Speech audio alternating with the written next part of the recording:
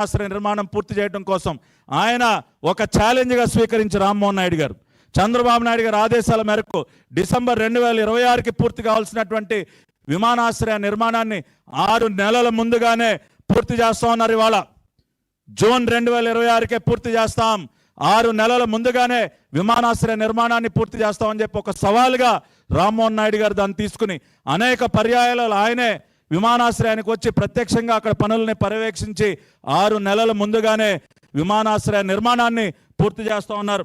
అదేవిధంగా ఇవాళ ఖర్చు చేసినటువంటి ఇవాళ నిధులకు సంబంధించి కూడా ఒక్కసారి మనం డేటా పరిశీలించినట్లయితే ఇంకా అనేక వాస్తవాలు మనకి తెలుస్తాయి. జగన్మోహన్ రెడ్డి చేసినటువంటి పాపాలేంటి, ఈ ప్రభుత్వం సాధించినటువంటి ఘనత ఏంటి అని ఒక్కసారి మీరు చూసినట్లయితే 2014-19 మధ్య దాదాపుగా 745.24 కోట్లు అది ల్యాండ్ ఎక్విజిషన్ కానీ R&R కానీ నారా చంద్రబాబు నాయుడు గారు ఖర్చు చేసింది దాదాపు 750 కోట్ల రూపాయలు.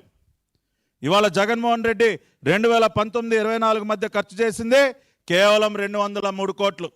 ఎక్కడ 750 కోట్లు, ఎక్కడ 203 కోట్లు? ఇవాళ మీరు క్రెడిట్ చోరీ గురించి మాట్లాడుతూ ఉన్నారు. అదేవిధంగా ఆనాడు జగన్మోహన్ రెడ్డి GMR కంపెనీ దగ్గర నుంచి బలవంతంగా వాళ్ళని బ్లాక్మెయిల్ చేసి వాళ్ళని బెదిరించి తన రియల్ ఎస్టేట్ వ్యాపారం కోసం 500 ఎకరాల భూమిని వెనక్కి లాక్కుంటే ఇవాళ ఆ భూమిని కూడా మళ్ళీ తిరిగి రీస్టోర్ చేస్తూ తిరిగి మళ్ళీ ఆ ఎయిర్పోర్ట్ నిర్మాణానికి కేటాయిస్తూ నిర్ణయం తీసుకుంది నారా చంద్రబాబు నాయుడు గారు.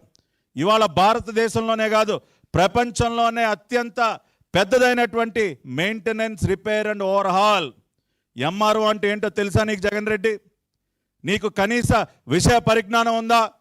మెయింటెనెన్స్, రిపేర్ అండ్ ఓవర్హాల్ దాని యొక్క ప్రాముఖ్యత ఏంటో నీకు తెలుసా?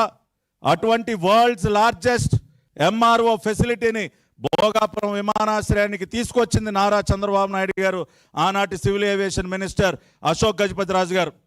దాన్ని తీసుకురావటమే కాకుండా మొన్నటికి మొన్న నారా లోకేష్ గారు ఇక్కడ ఒక ఏవియేషన్ అకాడమీని మనం ఏర్పాటు చేస్తే బాగుంటుందని అడిగితే అశోక్ గజపతి రాజు గారు పెద్ద మనసుతో మళ్ళీ ఆయన మాన్సాస్ ట్రస్ట్ ద్వారా మళ్ళీ దాదాపు 150 ఎకరాలకు పైగా భూమిని ఉచితంగా మన రాష్ట్రంలో ఉన్నటువంటి బిడ్డలు సివిల్ ఏవియేషన్ సెక్టర్లో ఇంకా మంచి ట్రైనింగ్ పొందాలి, తద్వారా మంచి ఉద్యోగ అవకాశాలు అందుకోవాలని చెప్పి నారా లోకేష్ గారి ఆలోచనకు అనుగుణంగా ఒక ఏవియేషన్ అకాడమీకి మళ్ళీ కూడా భూమి కేటాయించినటువంటి వ్యక్తి అశోక్ గజపతి రాజు గారు.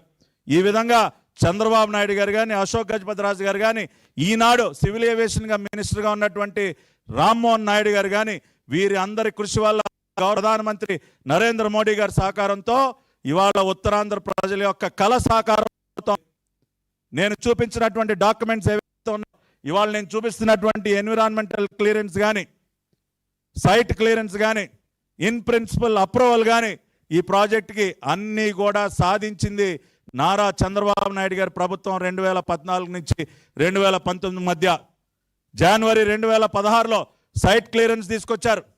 అక్టోబర్ 2016లో గవర్నమెంట్ ఆఫ్ ఇండియా నుంచి భోగాపురం ఇంటర్నేషనల్ ఎయిర్పోర్ట్కి ప్రిన్సిపల్ ప్రాజెక్ట్ అప్రూవల్ తీసుకొచ్చారు. అదేవిధంగా ఆగస్టు 2017లో ఎన్విరాన్మెంటల్ క్లియరెన్స్ తీసుకొచ్చారు. ఇవి కదా కావాల్సింది. ఇవి లేకుండా ప్రాజెక్ట్ అనేది ముందుకు కదులుతుందా? ఒక ఎయిర్పోర్ట్ నిర్మాణానికి కావాల్సినటువంటి అన్ని అనుమతులు including clearance from ministry of defence దగ్గర నుంచి క్లియరెన్స్ కూడా తీసుకొచ్చింది నారా చంద్రబాబు నాయుడు గారు. ఇంకా ఏంటా మీరు క్రెడిట్ చోరీ గురించి మాట్లాడతారు? ఇవాళ ఇన్ని చూసిన తర్వాత ఎవరైనా సరే ఏం చెప్తారు? భోగాపురం ఇంటర్నేషనల్ ఎయిర్పోర్ట్కి సంబంధించినటువంటి నిజమైనటువంటి credit one and only Nara Chandrababu Naidu గారికి మాత్రమే దక్కుతుంది అని చెప్పడానికి ఇంతకంటే ప్రత్యక్ష ఉదాహరణలు ఏం కావాలని అడుగుతా ఉన్నా. కాబట్టి ఇప్పటికైనా మీ సిగ్గుమాలిన పనులు, మీ నీతి మాలిన పనులని మానుకోండి. సోషల్ మీడియాలో మీ పేటీఎం కుక్కల ద్వారా మొరిగించడం మానుకోండి. మీరు ఎంత మొరిగినా ఈ వాస్తవాలని చెరిపేయలేరు, ఈ వాస్తవాలని చెరపలేరు. మీరు అడగండి.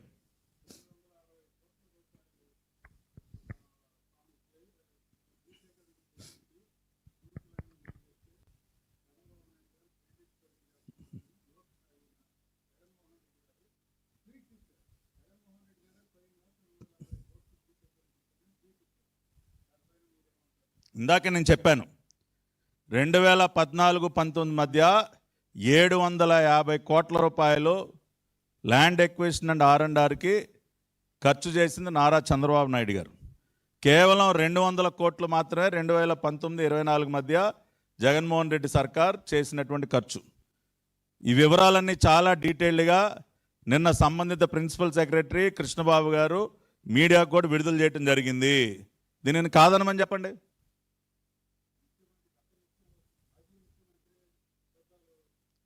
హండ్రెడ్ 100% నోరు ఒక అబద్ధానికి ప్యాంటు చొక్కా వేస్తే అది జగన్ రెడ్డి. అంతకంటే నేనేం చెప్పలేను. ఒక అబద్ధానికి ప్యాంటు చొక్కా తొడిగితే అది జగన్మోహన్ రెడ్డి. ఇవాళ నేను ఇచ్చినటువంటి పవర్ పాయింట్ ప్రజెంటేషన్ ఈ డాక్యుమెంట్స్కి నేను ఛాలెంజ్ చేస్తా ఉన్నా. ఇవాళ ఏ వైసీపీ నాయకుడైనా సరే దీనికి సమాధానం చెప్పండి, వీటికి జవాబు చెప్పండి. మేం ప్రదర్శించినటువంటి ఏ డాక్యుమెంట్ అయినా ఇది కరెక్ట్ కాదు అని ప్రూవ్ చేసే దమ్ము ఎవరికైనా ఉందా? కాబట్టి ప్రతిదీ కూడా వాళ్ళు ఏమీ చేయకపోయినా సరే నిస్సిగ్గుగా ముందేమో అడ్డుకుంటారు. అసలు విమానాశ్రయం అవసరం లేదు, దేనికి విమానాశ్రయం, విశాఖపట్నం విమానాశ్రయం సరిపోదా అని ఆయన మాట్లాడినటువంటి మాటలు ఆ వీడియోలు కూడా ప్లే చేసి చూపించాం. ఎట్టి పరిస్థితులు అడ్డుకుంటా, కోర్టులో కేసులు వేస్తా అని మాట్లాడింది జగన్మోహన్ రెడ్డి. ఆ తర్వాత ఎవరైతే టెండర్ దక్కించుకున్నారో ఆ కంపెనీని బ్లాక్మెయిల్ చేసింది జగన్మోహన్ రెడ్డి. భోగాపురం విమానాశ్రయానికి సంబంధించినటువంటి 500 ఎకరాలు కొట్టేసింది జగన్మోహన్ రెడ్డి తన రియల్ ఎస్టేట్ వ్యాపారం కోసం. ఇన్ని రకాల పాపాలు చేసి ఇవాళ మీరేం మాట్లాడతారా? ఇవాళ దేనికి మీకు ఇవాళ ఈ పరిస్థితి వచ్చింది అంటే, ఇవాళ రాష్ట్రం మొత్తం కూడా మరీ ముఖ్యంగా ఉత్తరాంధ్ర ప్రజలు ఇవాళ చంద్రబాబు నాయుడు గారిని ఒక దేవుడిగా చూస్తూ ఉన్నారు. 5 సంవత్సరాలు మా ప్రాంతం అంతా నాశనం అయిపోతూ ఉంటే చూసి ముద్ద దిగేది కాదా మాకు? అటువంటి ప్రాంతంలో ఇవాళ మీరు ఒక గూగుల్ తెచ్చారు, మీరు లోకేష్ గారు, మీరు తండ్రి కొడుకులు ఇద్దరు కూడా ఇవాళ ఉత్తరాంధ్రను ఒక రకంగా దత్తత తీసుకుని, ఒక పక్కన లోకేష్ గారేమో ఐటీ కంపెనీలు క్యూ కట్టిస్తూ ఉన్నారు. Nippon Arcelor Mittal one of the India's largest steel plant తీసుకొచ్చారు. రెండో పక్కన చంద్రబాబు నాయుడు గారు, నరేంద్ర మోడీ గారు కలిసి విశాఖపట్నం స్టీల్ ప్లాంట్ని 12,000 కోట్ల రూపాయలు నిధులు కేటాయించి దాన్ని నిలబెడతా ఉన్నారు. ఇవన్నీ చూడలేకపోతా ఉన్నాడు ఇవాళ జగన్మోహన్ రెడ్డి. అయిపోయింది ఇంకా తన ఖేల్ ఖతం. చంద్రబాబు నాయుడు గారు సాధించినటువంటి ప్రతి ఒక్క దాన్ని కూడా ఇవాళ దిక్కుదోచినటువంటి పరిస్థితిలో ఆయన జగన్మోహన్ రెడ్డి తన ఖాతాలో వేసుకునే ప్రయత్నం చేస్తూ ఉన్నాడు అన్నది చాలా సుస్పష్టంగా అర్థమవుతూ ఉంది. ఇవాళ రాజకీయంగా భూస్థాపితం అయిపోయి ఉత్తరాంధ్ర ప్రజలందరూ కూడా అతన్ని చీకొట్టినటువంటి పరిస్థితిలో చంద్రబాబు నాయుడు గారికి బ్రహ్మరథం పడతా ఉంటే అది చూడలేక కడుపు మంటతో అంతా నేనే చేశానని తన ఖాతాలో వేసుకునేటటువంటి ప్రయత్నం ఏదైతే ఉందో దానికి సంబంధించినటువంటి వాస్తవాలే ఇవాళ రాష్ట్ర ప్రజలందరికీ కూడా వివరంగా చెప్పడం జరిగింది. కాబట్టి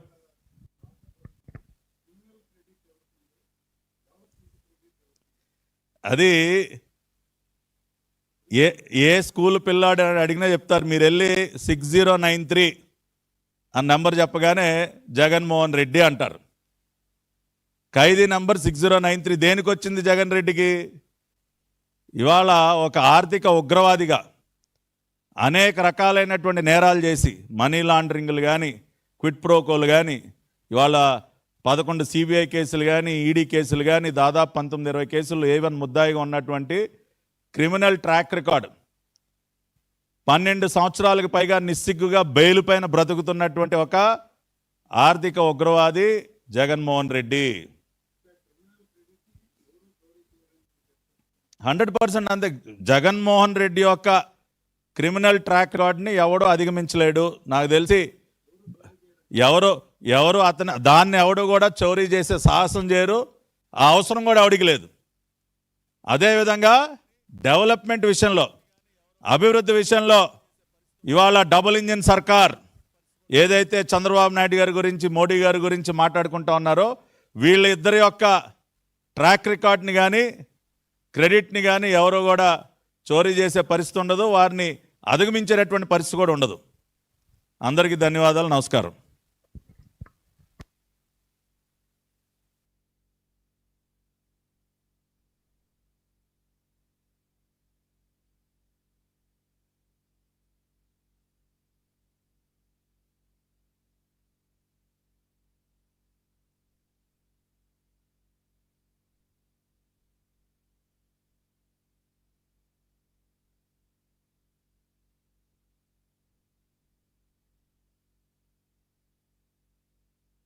ఇవాళ రాష్ట్రంలో ఎవరిని అడిగినా, ఉత్తరాంధ్ర మరీ ముఖ్యంగా ఉత్తరాంధ్ర ప్రాంతంలో ఎవరిని పలకరించినా కూడా చెప్పేటటువంటి ఒకే ఒక పేరు నారా చంద్రబాబు నాయుడు గారు.